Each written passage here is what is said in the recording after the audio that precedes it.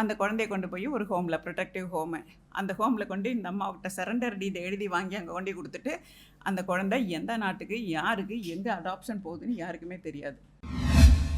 பார்க்குறது இல்லையா? பேப்பர் படிக்க மாட்டிங்களா?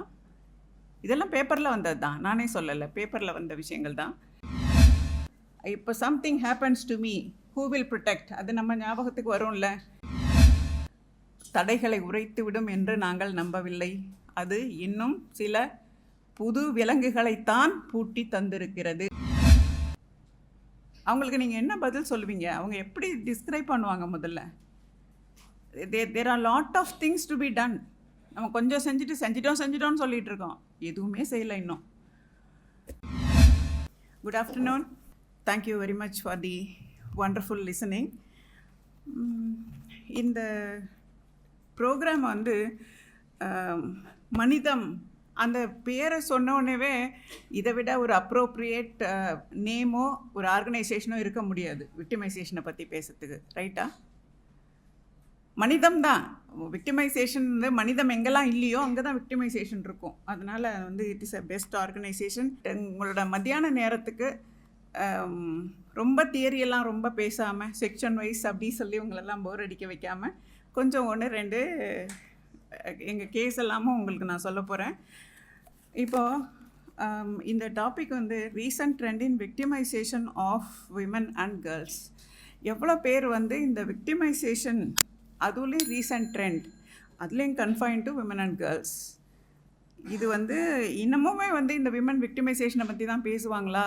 இப்போவும் பிரசிடெண்ட் ஆஃப் இந்தியா ஒரு விமன் இருக்காங்கல்ல, ஒரு ஜட்ஜி நான் இருக்கேன், மேடம் ஆல் இந்தியா டெமோக்ராட்டிக் அசோசியேஷனோட வைஸ் பிரசிடென்ட், விமன்ஸ் கமிஷனோட சேர்மன், நிறைய லேடிஸ் இருக்கோம். இங்கே எல்லாம் 90% இருக்கோம், அங்கே லேடிஸ் இருக்கீங்க. இதுதான் விக்டிமைசேஷன் தான் நடக்குதா, இல்லை வேறு ஒன்றும் நடக்கிறது இல்லையா? இந்த டாபிக் வந்து ரெலவெண்ட்டுன்னு நினைக்கிறீங்களா? சொல்லலாம், யார் வேணாலும் சொல்லலாம், என்ன வேணாலும் சொல்லலாம். It's an academic forum. Victimisation மட்டும்தான் நடக்குதா? அதுதான் அது வந்து ரீசன்ட் ட்ரெண்டை பற்றி பேசுகிற அளவுக்கு நடக்குதா?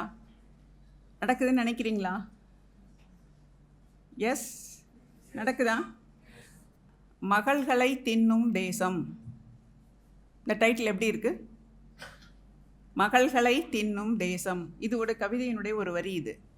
இதை வச்சு வழக்கறிஞர் சாந்தகுமாரி அவர்கள் இந்த child sexual abuse and women sexual அப்யூஸை பற்றி ஒரு பெரிய புக்கே எழுதியிருக்காங்க. அப்போ நம்ம விக்டிமைசேஷனை பற்றி பேசணும் தானே? பேசணுமா வேண்டாமா? ஒரு பெரிய concept, all is well in love and war. இது ஒரு கொட்டேஷன். இது all is well in, all is fair, வெல்லுன்னு கூட சொல்ல, all is fair in love and war. Women உலகம் பூரா போய் சொல்லிட்டு இருக்காங்க, வார் வேண்டாம், வார் டேக்ஸ் அவே த ஹியூமனிட்டி, வேண்டான்னு சொல்கிறாங்க. அதை உலகம் கேட்குறதில்ல. உலகம் பூரா சொல்கிறாங்க பெண்களுக்கு இந்த லவ்ங்கிற வார்த்தையை நம்பி ஏமாந்து போகாதீங்கன்னு, விமன் கேட்குறதில்ல. ஸோ எல்லாம் நடக்கிற அநியாயத்தெல்லாம் ஒன்று சேர்த்து all is fair in love and வார்னு சொல்லிட்டாங்க. அது ஒரு பக்கம் அப்படி இருக்கட்டும், அது ரெண்டுக்கும் நிறைய ரிலேஷன்ஷிப் இருக்குது, நீங்களே ரிலேட் பண்ணிக்க முடியும் உங்களால். நான் பின்னாடி எல்லாம் என்ன சொல்ல போகிறேன் அப்படின்ட்டு. இது ஒரு பக்கம். இந்த விக்டிமைசேஷன் பற்றி இப்போ சொல்கிறோம், recent trend in victimisation of women and girls. Victimisation by home, யாராலன்னு நினைக்கிறீங்க? அது விக்டிமைசேஷனை பற்றி பேசுறதுக்கு முன்னாடி ஒரே ஒரு விஷயம், நிறைய கிரிமினாலஜி ஸ்டூடெண்ட்ஸ் இருப்பீங்க, அதனால தான் இதை சொல்லணும்னு ஆசைப்பட்றேன். What is the definition of victim? நமக்கு விக்டிம்க்கு டெஃபினேஷன் இருக்கா? சொல்லுங்கள். நீங்கள் பேசினா தான் எனக்கு தூக்கம் போகும். இருக்கா? டெஃபினேஷன் இருக்கா? WACRPC இருக்கா? பார்த்துருக்கீங்க தானே? What is the definition of victim under code of. நான் ஒன்றுமே பதிலாக நான் சொல்ல போகிறதில்ல, நான் எல்லாம் கேள்வியாக விட்டுட்டு போகிறேன். நீங்கள் எல்லாம் போய் தேடி கண்டுபிடிச்சிக்கோங்க. இருக்குது, என்கிட்ட இருக்குது. யாருக்கா வேணுன்னா நான் இமெயில் அனுப்புகிறேன் உங்களுக்கெல்லாம். டெஃபினேஷன் ஆஃப் விக்டிம் CRPCயில் நம்ம நாட்டில் இந்தியாவில் என்ன சொல்லியிருக்காங்க. But what is the definition of victim under declaration of basic principles of justice for victims of crime and abuse of power. 2 category cover பண்ணுறாங்க. 1985 டிக்ளரேஷன் ஆஃப் யுனைடெட் நேஷன்ஸ். நமக்கு abuse of பவருக்கு இது வரைக்கும் டெஃபினிஷனில், நம்ம டெஃபினிஷனில் அப்யூஸ் ஆஃப் பவர் இல்லை. Abuse of power இல்லை அப்படிங்கிறதுக்காக உங்களுக்கு அப்யூஸ் ஆஃப் பவருக்கு ரெமெடி இல்லைன்னு விட்டுட்டாங்களா? விட்டுருக்காங்களா, ரெமெடி கொடுத்துருக்காங்களா? ருடில்ஷா கேஸ் ஞாபகம் வருதா உங்களுக்கு? Abuse of power by the state, writ ஜூரிஸ்டிக்ஷனை யூஸ் பண்ணி கான்ஸ்டிடியூஷனல் பிரின்சிபிள்ஸை இன்வோக் பண்ணி the supreme court has granted remedy. Abuse of power நம்மளோட டெஃபினிஷனில் கிடையாது. நம்ம ஃபஸ்ட்டு விக்டிமைசேஷன் எங்கே ஸ்டார்ட் ஆகுதுன்னா, இந்த declaration on the basic principles, அதில் யுனைடட் நேஷன்ஸில் உள்ள டெஃபினிஷனை ஃபுல்லாக ஹோலிஸ்டிக்காக நம்ம இன்னும் பாரோ பண்ணலை. அப்யூஸ் ஆஃப் பவர் கேட்டகரிக்கே நம்ம டெஃபினிஷன் வரல. நம்ம டெஃபினிஷனில் அக்யூஸ்டு பேரில் எங்கெல்லாம் சார்ஜ் போட்டிருக்காங்களோ அப்போ வர்றதை மட்டும்தான் அப்யூஸ் அப்படின்னு சொல்லியிருக்காங்க. இந்த டிக்ளரேஷனில் முக்கியமாக வந்து என்ன சொல்லணும் நான் நினைக்கிறேன்னா, பர்சன்ஸ் என்ன டெஃபினிஷன் அதில்னா, விக்டிம்ஸோட definition, persons who individually or collectively has suffered harm including physical and mental injury, emotional sufferings, economic loss and the substantial impairment of fundamental rights. இதெல்லாம் இம்பேர்மெண்ட் ஆஃப் ஃபண்டமெண்டல் ரைட்ஸ் நமக்கு impair பண்ணாச்சுன்னா supreme court remedy கொடுக்குறாங்க, அது வேறு விஷயம். But நம்ம டெஃபினிஷன்லேயும் அப்படியெல்லாம் கிடையாது. டெஃபினிஷனில் த victim எப்போல்லாம் வருதுன்னா, it is regardless of familial relationship between the perpetrator and the victim, and the victim also includes immediate family or the dependent of the direct victim and persons who have suffered harm in the intervener to assist the victim in distress or to prevent victimization. இது the broadest definition, the beautiful definition. எனக்கு I'm in problem, யாரோ ஒருத்தவங்க வராங்க என்னை காப்பாற்றுறதுக்கு, அப்போ the intervener suffers, அப்போ அவங்க whether they are victims under the Indian law, இல்லை, Indian law do not cover such people. But United Nations definition covers those interveners who volunteer in assisting. ஏன் இதை சொல்கிறேன் அப்படின்னா, செக்ஷன் 19 பாக்ஸோவில் protection of children from sexual violence ஆக்டில் it is mandatory reporting. If you apprehend that some children is going to be in danger or it is likely to be ending in sexual abuse, you are bound to report. Actual commission கூட இல்லை, even the apprehension, ஒரு சந்தேகம் இருந்தால் கூட you are bound to report. அந்த மாதிரி mandatory reporting is there. அப்போ mandatory reporting இருக்கும்போது இப்போ something happens to me, who will protect, அது நம்ம ஞாபகத்துக்கு வரும்ல. நம்ம போகிறோம், நமக்கு ஒன்று ஆகிட்டுதுன்னா யார், who will come to our rescue அப்படிங்கிறது வரும் இல்லையா. அப்போ whether we are considered as விக்டிம்ஸ்னால் it is not so under Indian law, but it is so under the United Nations convention. But ஒரு ப்ரொடெக்ஷன் என்ன இருக்குன்னா, the constitution says if we are signatory to any United Nations conventions and if it is not inconsistent with the constitutional law or any other Indian law, then we can borrow the principles of the United Nations and we can make use of that. So United Nations conventionsல இருக்கு, அது Indian lawக்கு against-ஆ இல்லை, அதனால we can borrow United Nations conventions and get remedy. So intervener ஆயிடலாமா எல்லாரும்? போகலாமா? விக்டிமெல்லாம் protect பண்ண போயிடலாமா? Yes, very good, very good. இப்போது victimisation சொல்லிட்டோம். இப்போ என்ன ப்ராப்ளம்ஸ் அதில், இப்போ ரீசெண்டாக நீங்கள் கேள்விப்பட்டிருப்பீங்க, டெல்லி ஹைகோர்ட்டில் ஒரு கேஸ் வந்தது. 25-year-old unmarried women wanted right to abortion, 23 weeks. அந்த விமன் போனப்போ டெல்லி ஹைகோர்ட் செட், நீங்கள் மெடிக்கல் டெர்மினேஷன் ஆஃப் ப்ரெக்னன்சி ஆக்டுக்கு கீழே unmarried women are not covered, therefore we are not permitting. அதான் டெல்லி ஹைகோர்ட் சொன்னாங்க. It went up to Supreme Court. Supreme Court என்ன சொன்னாங்க? பார்க்குறது இல்லையா? பேப்பர் படிக்க மாட்டிங்களா? இதெல்லாம் பேப்பரில் வந்தது தான், நானே சொல்லலை, பேப்பரில் வந்த விஷயங்கள் தான். அப்போ சுப்ரீம் கோர்ட் செட், இங்கே வந்து மேரீட் விமன்கிறத ரீப்ளேஸ் பண்ணிட்டாங்க, ரூல்லே மாற்றி எனி விமன்னு சொல்லியாச்சு. we can't, even otherwise we can't discriminate unmarried women. all women are entitled to safe abortion. இவங்க ஏன் ஸ்டூடெண்ட்ஸ்கிட்ட வந்து அபார்ஷனை பற்றி பேசிகிட்டு இருக்காங்கன்னு யோசிக்காதீங்க, அதுக்கும் ஒரு காரணம் இருக்குது, நான் சொல்கிறேன். இட் இன்க்ளூட்ஸ் மேரிட் உமன் மட்டும் இல்லை, unmarried women are also entitled to. அதில் rape includes marital rape for the purpose of medical termination. இவ்வளோ தான் அதில் இருக்கிற விஷயம். நான் இப்போ நான் இந்த ஒரு கதையெல்லாம், இனிமேல் வர்ற கதையெல்லாம் தான் உங்களுக்கு வந்து இதெல்லாம் ஏன் சொன்னேன்னு உங்களுக்கெல்லாம் கண்டிப்பாக புரியும். இப்போ இந்த வயலேஷன் விக்டிமைசேஷனுங்கிறது 3 ஸ்டேஜில் இருக்குது. Self victimisation, structural victimisation, systemic victimisation, 3 லெவலில் நடக்குது. இப்போ செல்ஃப் விக்டிமைசேஷன்னா மேடம் சொல்லிகிட்டு இருந்தாங்க ஜெயிலில் என்ன நடந்ததுன்னு. அது ஒரு இப்போ ரீசெண்டாக வந்து ஒரு குரூப் ஆஃப் லேடிஸ் எனக்கு ஒரு ஆப்பர்ச்சுனிட்டி கிடச்சிது மீட் பண்ணேன். இப்போ அவங்க என்ன சொன்னாங்கன்னா, எல்லாருக்கும் வந்து 10 வருஷம் 12 வருஷம் ஆயிடுச்சுன்னா ரெமிஷன் கொடுத்து எல்லாரையும் ஜெயிலை விட்டு வெளியில் அனுப்பிட்டு இருக்காங்க, ப்ரீ மெச்சூர் ரிலீஸ் கொடுக்குறாங்க. நாங்கள்லாம் வந்து ஒரு குரூப் ஆஃப் லேடிஸ் இருந்துக்கிட்டே இருக்கோம், பர்மனெண்ட்டாக இருக்கிறோங்க, எங்களெல்லாம் ரிலீஸ் பண்ண மாட்டேங்கிறாங்க. ஏன் காரணம்னா, we committed offenses against children, offenses against women. இந்த 2 கேட்டகரிக்கும் அது ஸோ சீரியஸ், நாங்கள் உங்களை ரிலீஸ் பண்ண மாட்டோம்னு சொல்கிறாங்க அப்படிங்கிறது தான் அவங்களோட grievance.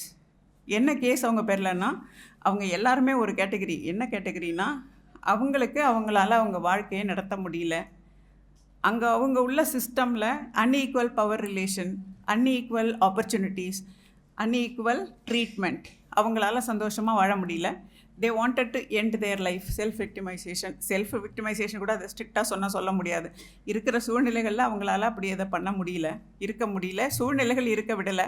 They attempted to commit suicide, number 1. Number 2, அவங்க குழந்தைங்கள தே கில்டு. ஏன் கொன்னாங்க அப்படின்னா, intention is not to commit murder.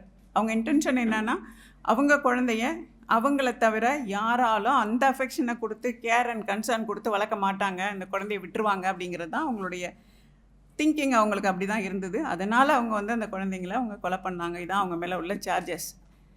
அப்போது whether it is murder or not, இது வந்து offence against children, offence against society, serious அஃபென்சஸில் இது வருமா, இவங்க சூழ்நிலைகள் வருமா? அது ஒரு நல்லத்தங்கால் சிண்ட்ரோம்னு சொல்லுவாங்க அந்த கேஸை. அந்த கேஸ் ஒரு சுப்ரீம் கோர்ட் என்ன சொன்னாங்க அப்படின்னா, if the intention is to save the children from the clutches of the persons in and around in the society, and the victim has no other way, and innocently out of ignorance if the woman is going to commit murder, that is not murder in stricto sense under section 302. It will be culpable homicide not amounting to murder அப்படின்னு சொல்லி ஒரு interpretation கொடுத்து lesser offence அப்படின்னு போட்டு it is not coming under the definition of மர்டர்னு நிறைய judgments இருக்குது. But அந்த ஜட்ஜ்மெண்ட்ஸ் எல்லாம் அவங்களோட கேஸ் நடக்கும்போது ஃபார்ச்சுனேட்லி ஆர் அன்ஃபார்ச்சுனேட்லி அதை யாரும் சொல்லலை, ஜட்ஜும் கவனிக்கல. அதனால் அவங்களுக்கெல்லாம் லைஃப் சென்டென்ஸ். அதர்வைஸ் அவங்கெல்லாம் வந்து 7 years 8 years கேட்டகரியில் இருந்திருந்தாங்கன்னா லாங் பிஃபோர் அவங்கெல்லாம் வீட்டில் இருக்க வேண்டியவங்க. இப்போது நான் என்ன சொல்ல வரேன்னா, இந்த விக்டிமைசேஷனுக்கு யார் யாரெல்லாம் ரெஸ்பான்சிபிலிட்டிங் ஓவர், அவங்களுடைய அறியாமை காரணமாக இருக்கா, இல்லை அவங்க சார்ந்துள்ள சமுதாயத்தில் உள்ள இம்பேலன்ஸ் காரணமாக இருக்குதா, அப்படி இல்லைன்னா அவங்க இருக்கிற அந்த லீகல் சிஸ்டமே சரியில்லாமல் இருக்குதா, இல்லை அதுக்கு பின்னாடி வந்து அந்த ரூல் சரியில்லாமல் இருந்ததா, எதனால் அவங்க வந்து இப்படி பாதிக்கப்பட்டாங்க? சரி, இது ஒரு பக்கம். இந்த கேஸ் எல்லாம் நடக்குது இல்லையா? இப்போ நீங்கள் வந்து பார்த்தீங்கன்னா, இந்த legal system is moving towards ஒரிஜினலாக வந்து ஒரு காலத்தில் ஏன்ஷியன்ட் டைம்ஸில் விக்டிம்ஸுக்கெல்லாம் golden period. Victim will decide every thing.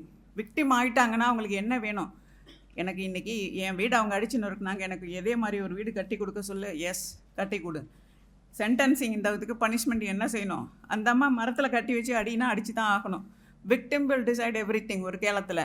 ஆனால் அதுக்கப்புறம் இடையில state took over the responsibility. விக்டிம்கெல்லாம் பவர்லெஸ்ஸாக இருக்காங்க, விக்டிம் சொன்னதெல்லாம் நடக்கலை, we will take over, we are omnipotent, we will take over, அவங்க டேக் ஓவர் பண்ணாங்க. அதுக்கப்புறம் கொஞ்சம் கொஞ்சமாக it moved towards rights of accused. ஒரு பக்கம் விக்டிம், ஒரு பக்கம் அக்யூஸ்டு பக்கம் டில்ட் ஆக ஆரம்பிச்சுக்கிட்டே இருந்தது.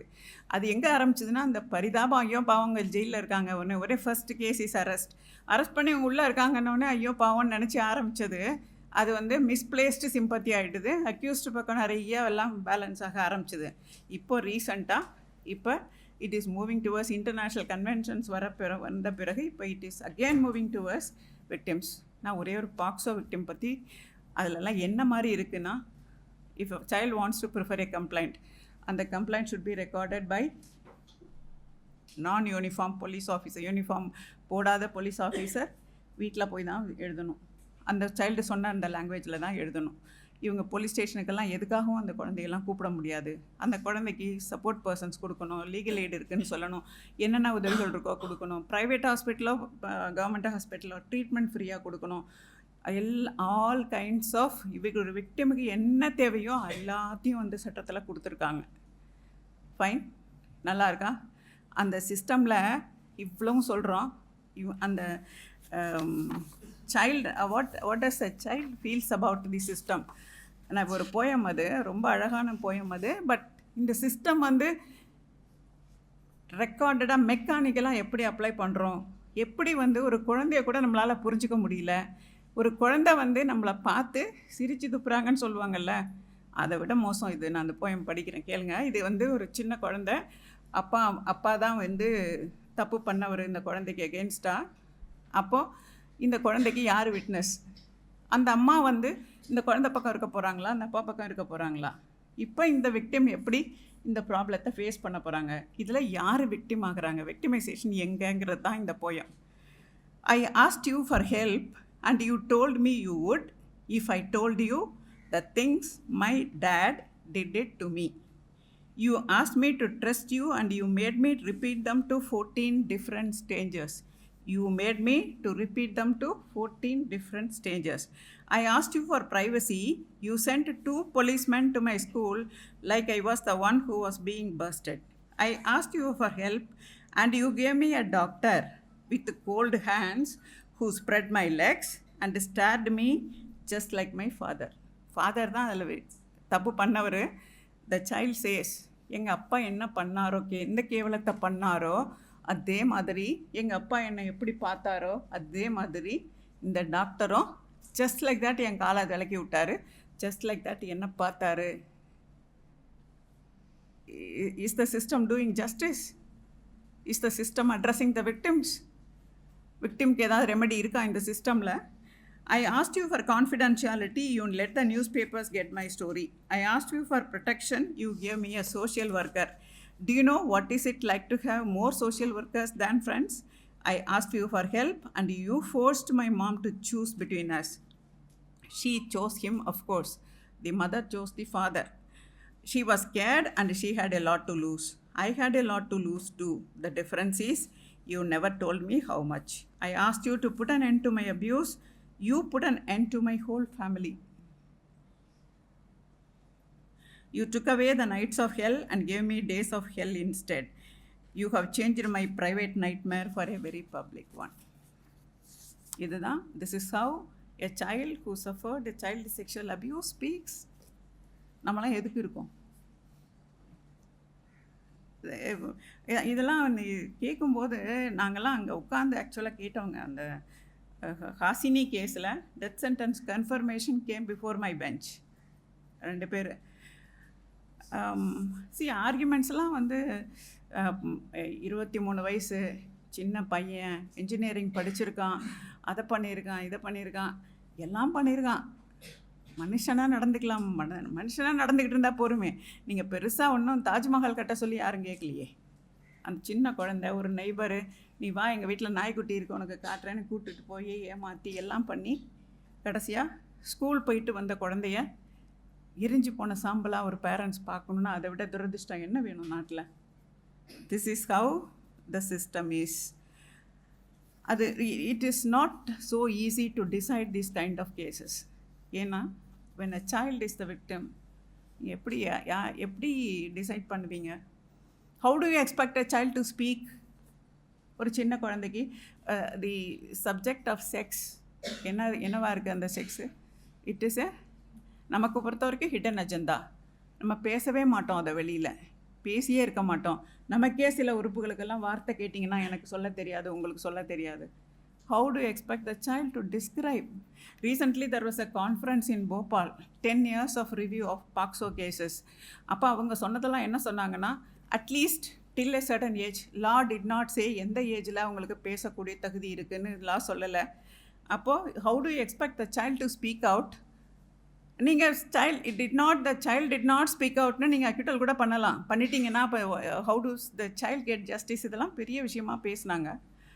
அப்போது மை கொஸ்டின் வாஸ் திஸ், நீங்கள் சைல்டுன்னு யாரை சொல்கிறீங்க? Who is a child under POCSO? Till below 18. அப்போ 17 இயர் 365 டேஸில் 17 இயர் 364 டேஸ் இன்றைக்கி அவங்களையும், இன்றைக்கி பிறந்த இன்றைக்கி day 1 the child is born, அன்றைக்கே அப்யூஸ் நடக்குது. த child born today with 17 years and 364 days, how do you equate? Knowledge doubles every second, every minute, double ஆகிட்டே இருக்குது. How the definition of child itself is a very big obstacle for the procedural fairness. அந்த விக்டிம்க்கு எல்லா ரைட்டும் இருக்குது. Access to justice நம்ம சொன்னோன்னா, நீங்கள் கோர்ட்டை திறந்து வச்சு there is a judge, there is a table chair for you to sit, the victim protection unit இருக்குது, there is a screen in between the accused and the victim, நீ வாங்க உட்காந்துக்கங்கிறது, தட் இஸ் நாட் ஜஸ்டிஸ். அவங்களுக்கு நீங்கள் என்ன பதில் சொல்லுவீங்க? அவங்க எப்படி டிஸ்கிரைப் பண்ணுவாங்க? முதல்ல there are lot of things to be done. நம்ம கொஞ்சம் செஞ்சிட்டோம்னு சொல்லிகிட்டு இருக்கோம், எதுவுமே செய்யலை இன்னும். That's it. அந்த மாதிரிலாம் ப்ராப்ளம் இருக்கும்போது அந்த மாதிரி கேசஸில் தான் the supreme Court said very beautiful case, Ankush Shivaji Gaikwad versus state of Maharashtra. It said you should record reasons for awarding or refusing compensation. ஒரிஜினலாக லா எப்படி இருந்ததுன்னா, ஃபைன் போடலாம் அக்யூஸ்டுக்கு போட்ட ஃபைன்லேருந்து தான் நீங்கள் காம்பன்சேஷன் கொடுக்க முடியும். அக்யூஸ்டு யார்? எல்லாம் ஜீரோ ஃபைனான்ஸ் உள்ளவங்க தான் அங்கே அக்யூஸ்ட். அங்கேருந்து யாருக்கும் எங்களால் ஒன்றும் செய்ய முடியாது, ஹெல்ப்லெஸ்.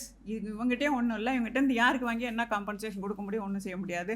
அதுலேருந்து ஒரு ஸ்டேஜ் போய் it is Malimath committee report வரும்போது it is a responsibility of the state to pay compensation சொன்னாங்க. அதுக்கப்புறம் state was directed to pay compensation. அதுக்கப்புறம் central government along with the state government should find a scheme and it should provide compensation not only in cases of child sexual abuse but in respect of all other cases. எல்லாருக்குமே நீங்கள் compensation கொடுங்க. victims should get reparation, restitution, reintegration, rehabilitation, everything possible on earth நீங்கள் கொடுத்தாகணும்னு சொன்னாங்க. கடைசியாக the Supreme Court said, if you are not awarding compensation and you are refusing compensation, you record reasons. நீ ஏன் கொடுக்கல compensation, ஏன் கொடுக்கல சொல்லு. The provision also says, நீங்கள் அக்யூஸ்டுக்கு எப்போ கன்விக்ஷன் ஆகி ஃபைன் போட்டால் ஃபைன்லேருந்து காம்பன்சேஷன் கொடுங்கிற நிலைமையெல்லாம் மாறி அக்யூஸ்டை நீங்கள் டிஸ்சார்ஜ் பண்ணியிருக்கலாம், அக்யூஸ்டை அக்யூட் பண்ணியிருக்கலாம், அக்யூஸ்ட் யாருன்னு தெரியாமலே கூட போயிருக்கலாம். Even if the accused is not traced out, pay compensation. That is a law today. எல்லாம் சார் தான் காம்பன்சேஷன்லாம் கொடுக்குறீங்க. வாட் அபவுட்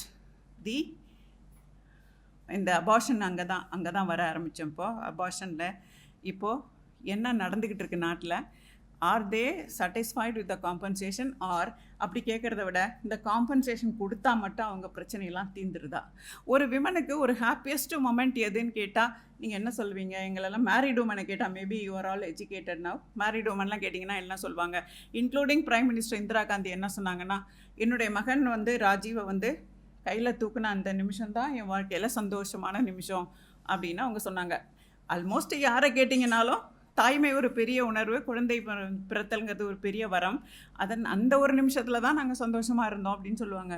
இந்த டாபிக் விக்டிமைசேஷனை பார்த்தோன்னே எனக்கு என்ன தோணுச்சுன்னா, எந்த ஒரு குறிப்பிட்ட ஒரு சில நிமிடங்கள் மட்டுமே ஒரு பெண்ணுக்கு சந்தோஷமாக இருக்குமோ அந்த சந்தோஷத்தையும் இன்று பாக்ஸோ அழித்து கொண்டிருக்கிறது. அந்த கொஞ்ச நேரம் சந்தோஷம் கூட வேண்டாம் அவங்களுக்கெல்லாம், அதையும் நாங்கள் அழிக்கிறோம். என்ன நடக்குதுன்னா, ஹாஸ்பிட்டலில் கேசஸ் அங்கே ஒரு குழந்தை பிறந்ததுன்னா எவ்வளோ பெயின்னு குழந்தை பிறந்தா எல்லாருக்கும் தெரியும். அங்கேருந்து first report goes to police station, அங்கேருந்து CWC கோஸ், சைல்டு வெல்ஃபேர் கமிட்டி. அந்த கமிட்டி என்ன செய்து போய், எப்போம்மா குழந்தை பிறந்தது? அம்மா உடனே அது என்னெல்லாம் காதில் வாங்குறதில்ல. அம்மா அவங்கள பார்த்த உடனே இது சொல்லுது, எனக்கு 18 வயசு ஆகிட்டுது. உடனே அடுத்த கேள்வி, இப்போ 18 வயசு இன்றைக்கி தானே, அப்போ நீ கன்சீவ் ஆகும்போது 17 வருஷம் 2 மாதம் அப்படி தானே, அப்போ நீ அந்த டேட்டில் நீ மைனர், அப்போ பிலோ 18, அப்போ யூ ஆர் தி விக்டிம். அந்த பொண்ணை பிடிச்சி கொண்டு ஹோமில் போடு. அது யார் ரெஸ்பான்சிபிளாக? அவனை அரெஸ்ட் பண்ணி உள்ளே போடு. எங்கே குழந்தை பிறந்திருக்கு, எப்படி செலிப்ரேட் பண்ணுவோம்? ஒரு குழந்தையோட எக்ஸிஸ்டன்ஸை வெளியில் வருதுன்னா எப்படி செலிப்ரேட் பண்ணுவோம்? எவ்வளோ சந்தோஷப்படுவோம்? அந்த குழந்தைய கொண்டு போய் ஒரு ஹோமில், ப்ரொடெக்டிவ் ஹோமு, அந்த ஹோமில் கொண்டு இந்த அம்மாவிட்ட சரண்டர் டீதை எழுதி வாங்கி அங்கே கொண்டு கொடுத்துட்டு, அந்த குழந்தை எந்த நாட்டுக்கு, யாருக்கு, எங்கே அடாப்ஷன் போகுதுன்னு யாருக்குமே தெரியாது. This is how they are doing. யாருக்கு? இந்த 16 to 18 கேட்டகரி பூரா பெரும்பாலும் அவங்களுக்கெல்லாம் வாஷ்ரூமில் என்ன நடக்குது? வாஷ்ரூம் நம்ம ப்ளைனாகவே பேசுவோம், இனிமேலாம் பேசி தான் ஆகணும். 16, 18 எங்கே என்ன வாஷ் அவுட் ஆகுதுன்னா, அந்த அன்பார்ன் சைல்டு, அந்த ஃபீட்டஸ்ன்னு சொல்லுவோம்ல, அந்த கர்ப்பத்தில் 4 மாதமோ 5 மாதமோ 6 மாதமோ அதெல்லாம் வாஷ் அவுட் ஆகிட்டுருக்கு வாஷ்ரூமில். இதுதான் நம்ம குழந்தைக்கு செய்கிறதா? இதுதான் விக்டிம் செய்கிற ஜஸ்டிஸா? ஏன் அவங்கெல்லாம் வந்து வீட்டில் சொல்ல மாட்டேங்கிறாங்க, ஹாஸ்பிட்டலில் போய் சொல்ல மாட்டேங்கிறாங்க? 2 விஷயத்துக்கு பெண்கள் தடுமாறிட்டு இருக்காங்க. சில்ட்ரன் அண்ட் விமன், இந்த கேர்ள்ஸ் எல்லாம். என்ன விஷயம்னா, ஒன்று மெடிக்கல் டெர்மினேஷன் ஆஃப் ப்ரெக்னன்சிக்கு போய் அபார்ஷன் பண்ணணும்னா they are not willing, they are not incline to go to a professionally qualified doctor. ஏன்னா அந்த டாக்டர்கிட்டேருந்து மேண்டேட்ரி ரிப்போர்ட்டிங்கில் இன்ஃபர்மேஷன் போயிடும், அதுக்கு பயந்துக்கிட்டு போகிறதில்ல. இப்போ டெலிவரிக்கே போகிறதில்ல. ஏன்னா 18 வயசாக இருந்ததுன்னா ஒரு வேளை அந்த கேஸ் ரெஜிஸ்டர் ஆகிட்டதுன்னா குழந்தை கையை விட்டு போயிடும், அதுக்காக போகிறதில்ல. அப்போ where is how long we are going to allow this victimisation to continue? இப்போ அடல்ட்டெல்லாம் என்ன கேட்குறாங்க? You respect our feelings, it is a biological maturity, sexual வந்து ஆட்டோனாமி எங்களுக்கு இருக்குது, யூ ரெஸ்பெக்ட் தட். என்ன வேர்ல்டு லெவலில் எடுத்து நீங்கள் பார்த்தீங்கன்னா அந்த கன்சென்சுவல் செக்ஷுவல் அந்த ரிலேஷன்ஷிப் மட்டும்தான் நான் பேசுகிறேன். நான் எல்லாருக்கும் லைசன்ஸ் கொடுத்துட்டு நீங்கள் எல்லாத்தையும் அப்படியே விட்டுருங்கன்னு நான் சொல்லலை. Education is important. உங்களோட எஜுகேஷன், எம்ப்ளாய்மெண்ட்டு, உங்களோட எக்கனாமிக் இண்டிபெண்டன்ஸ் எல்லாம் முக்கியம்தான். எல்லாம் வந்து எப்படி எல்லாத்தையும் சட்டத்தால் தீர்த்துற விஷயம் இல்லை. எது எவ்வளோ முக்கியங்கிறத எப்படி சொல்லணுமோ அப்படி தான் சொல்ல முடியும். அதுக்காக அவங்க பயாலாஜிக்கல் ஏர்ஜ் தாங்காமல் ஒரு விஷயத்த பண்ணிட்டாங்கன்னா நீங்கள் அவங்கள கொண்டு போய் ஜெயிலில் போட்டு யூ ஆர் த அக்யூஸ்டுன்னு சொல்லி அவங்கள லைஃப் லாங் தலை நிமிர விடாமல் பண்ணுறது சட்டத்தோட வேலை இல்லை. இப்போது ஃபிலிப்பைன்ஸில் ஒரு லா கொண்டு வந்திருக்காங்க, responsible parenthood and the universal access to all the contraceptives, universal access to them. தெரியாமல் தப்பு பண்ணிட்டு வந்தீங்களா, this is the remedy for you. Jail இல்லை. வேர்ல்டு எதை நோக்கி போயிட்டுருக்கு? The United Nations is preparing a declaration on sexual justice that is to be released by next year. அவங்க என்ன சொல்கிறாங்க? ஏஜ் அப்ரோப்ரியேட் செக்ஷுவல் எஜுகேஷனை கொடுத்து வாட் இஸ் வாட்னு சொல்லுங்கள். சீக்ரெட்டாகவே வச்சுக்கிட்டு அவங்க ஏதோ தப்பு செஞ்சாங்கன்னா அவங்கள பிடிச்சி ஜெயிலில் போடுறது it is not your duty. அதுதான் வந்து விக்டிமைசேஷன். அப்படி தான் போயிட்டுருக்கு. நீங்கள் ஸ்ட்ரக்சரலி அப்படி பார்த்தீங்கன்னா கென்யாவில் மட்டும்தான் equal rights to property for married woman. மற்ற இடத்துல எல்லாம் ஈவன் இன்க்ளூடிங் இன் இந்தியா நீங்கள் வந்து before marriage, at the time of marriage என்ன ப்ராப்பர்ட்டி இருக்கோ அங்கே தான் டிவிஷன். நீங்கள் ப்ராப்பர்ட்டியெல்லாம் ஒன்றும் இல்லைன்னா, ப்ராப்பர்ட்டி ரைட்ஸ் இல்லைன்னாலாம் வந்து எங்கேயுமே எல்லாம் ஜஸ்டிஸ் எல்லாம் ஒன்றும் நினச்செல்லாம் பார்க்க முடியாது. அதுவும் இந்த காலகட்டத்தில் இதெல்லாம் யோசிக்க முடியாது. இவ்வளவும் பண்ணிகிட்ருக்காங்களே, இதுக்கு வந்து இந்த விக்டிமைசேஷனுக்கெல்லாம் என்ன remedy? What is the remedy? யார் சொல்ல போகிறீங்க? What is the remedy? என்ன விக்டிமைசேஷனுக்கு என்ன பஞ்சாயத்து, என்ன கவுன்சிலிங் அங்கே நடக்குது? கவுன்சிலர்கிட்ட போனால் அவர் இனிமேல் அடிக்க மாட்டாருமா, நாங்கள் சொல்லிட்டோம்ல இனிமேல் அடிக்க மாட்டார், நீங்கள் அங்கே போய் வாழ்ந்துட்டு வாங்க. அடுத்த நாள் நடக்கும் அபேட்மெண்ட் டு கமிட் சூசைடில் அவர் சூசைட் நோட்டை அவங்க க்ரியேட் பண்ணி அங்கே வைப்பாங்க. எனக்கு நானே தீ வைத்து கொண்டேன், ஸ்டவ் அடித்து நான் போகிறேன், என்னென்னமோ இருக்கும், அதெல்லாம் வேறு கதை. அப்போது என்ன செய்ய போகிறோம்? அதுக்கு இவங்க இந்த பெர்பட்ரேட்டரே ஒரு அஷ்யூரன்ஸ் கொடுக்குறான், இவன் தான் அடிக்கிறான், இவன் அஷ்யூரன்ஸ் கொடுக்குறான். அதை நீங்கள் எப்படி நம்ப போகிறீங்க? அந்த நம்பி எப்படி அந்த பொண்ணுங்களுக்கு, அந்த விக்டிம்க்கு எங்கேருந்து ஜஸ்டிஸ் கிடைக்க போகுது? என்ன பண்ண போகிறீங்க? What are we going to do? You should remain empowered. நிறைய வந்து வர்மக்கலையெல்லாம் சொல்கிறாங்கல்ல, அந்த வர்மக்கலையெல்லாம் வந்து பிளாக் பெல்ட், க்ரீன் பெல்ட் எல்லாம் லேடிஸ்க்கெல்லாம் இனிமேல் சொல்லிக் கொடுக்க வேண்டியது தான். If you are able to protect your self without seeking any assistance, yes, you are qualified for your marriage. அதுதான் பண்ணி ஆகணும். வேறு இனிமேல் கொஞ்சம் டிஃப்ரெண்ட்டாக திங்க் பண்ணால் தான் உண்டு, இல்லைனாலாம் ஒன்றுமே பண்ண முடியாது. That is one way of doing. Education is empowerment, not mechanical education. Education in the real sense of the term. இந்த உலகம் எங்கே இருக்குது, எதை நோக்கி போயிட்டுருக்கு, நம்ம எதை நோக்கி போயிட்டுருக்கோம், நம்ம என்ன படிக்கிறோம். Education is empowerment, employment is empowerment. You should empower yourself. அதே டைம் வந்து where the system is going, legal system எப்படி இருக்குது, what is the remedy that you would seek for. நம்ம என்ன சிஸ்டமில் இருக்குதுன்னு தெரிஞ்சால் தான் நீங்கள் என்ன வேணும்னு கேட்க முடியும். By and large we remain indifferent, including lawyers and judges கூட. சம்டைம்ஸ் நம்ம வந்து மற்ற கண்ட்ரீஸில் இப்போ தான் வந்து National Judicial Academy Bhopal has initiated இந்த இன்டர்டிசிப்ளினரி அப்ரோச், இந்த இன்டர் கண்ட்ரி எஜுகேஷன்லாம் ஆரம்பிச்சிருக்காங்க. Judges from UK, Canada, USA, Maldives, நிறைய கண்ட்ரீஸ்லேருந்தெல்லாம் அங்கே வந்து they are coming for exchange programme. இந்த லீகல் சிஸ்டமை எந்த அளவுக்கு எங்கே எடுத்துகிட்டு போனால் பெட்டராக இருக்கும் அப்படின்னு சொல்லியெல்லாம் அவங்க வந்து எல்லாம் பண்ணிகிட்ருக்காங்க இப்போது. ஸோ இந்த விக்டிமைசேஷன்லேருந்து if people should come out of victimhoodலேருந்து வரணும், victimizationலேருந்து வெளியில் வரணும்னா you should remain empowered. Knowledge, empowerment of knowledge through empowerment of education. After education you should have employment rights and economic rights. எக்கனாமிக் ரைட்ஸ்னால் எனக்கு எப்பயுமே இந்த ஒரு 2 வரி ஞாபகத்துக்கு வரும். இந்த பொருளாதார சுதந்திரம் பெண்ணுக்கு தடைகளை உரைத்துவிடும் என்று நாங்கள் நம்பவில்லை. அது இன்னும் சில புது விலங்குகளைத்தான் பூட்டி தந்திருக்கிறது.